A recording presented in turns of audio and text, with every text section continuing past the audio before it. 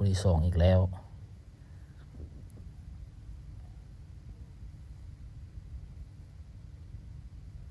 เปื้อนแถวนี้ก็ได้แถวนี้ก็เปื้อนทางแต่ยังบ่เฮงเท่าทางแถวหน้าเฮือนนั่นแถวหน้าเฮือนในเฮงแท้ๆนี่ยอมเลยสู้ไปก่อนเนาะนาเพื่อกับลาดนั้นเฮ็ดก็มันเหี่ยซะน้ำทางเขาก็ได้ความว่าได้หลายเฮ็ดก็ได้จนล้นคุเหี่ยน้ำทางเลยเฮ็ดก็ได้นะของเขาก็คือสิเหี่ยแหละแต่เฮาบ่ฮู้ เอาแล้วนี่ก็สิฮอดเฮือนแล้ววันนี้ฮอดเฮือนแล้วมาเบิ่งแม่สภาพหน้าเฮือนนะแล้วเบิ่งสภาพทางเข้าเฮือนปานน้องน่ะบัวน่ะยอมเลยเบิ่งไว้อันตรายแนวนี้น่ะยอมเลยโอ้สิออกเฮือนทางยากละค้านซ้ำรถก็เข้าเฮือนบ่ได้เลยได้ไปฝากเฮือนน้าบ่าวเพิ่นล่มอยู่นี่ได้มาแก้เอายอมเลยทางสภาพทางโหดสุดโหดเหี้ยมอำมหิตโหดหลายเป็นย้อนฝนตกหลายโพดตกเป็นเดือน2 เดือนแล้วฝนก็ได้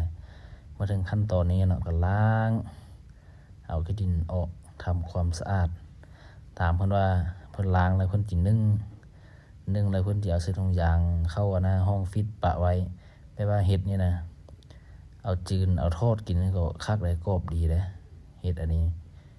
เพิ่นเอิ้นว่าเฮ็ดตองแห้วว่าซั่นเด้แต่ว่าเฮาก็บ่ฮู้นำเพิ่นแหละเพิ่นพากินเฮาก็กินแต่ว่าตอนกินทำผิดก็ยันกลัวเพราะยันเมาแต่กินแล้วบ่เมากินแล้วก็เพิ่นแซ่บแต่ว่ามาขั้นตอนนี้เนาะล้างได้ดีล้างจนว่ามันเกลี้ยงบ่ละจนบ่มีขี้ดินบ่ละเพิ่นก็สาวจนเฮาก็อยากซอยอยู่แต่ว่าเฮาฟันมือตัวเองเจ็บมือแล้วบ่ได้แล้วยอมเลย เฮ็ดหลายแฮงยอมเลยฟันมือตัวเองซื่อ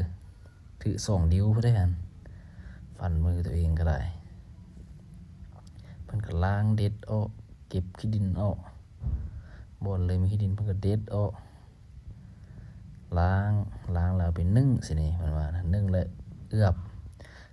แล้วเอาเสื้อถุงเข้าห้องฟิตมันไว้แช่ไว้เฮ็ดอันนี้นี่จืนกิน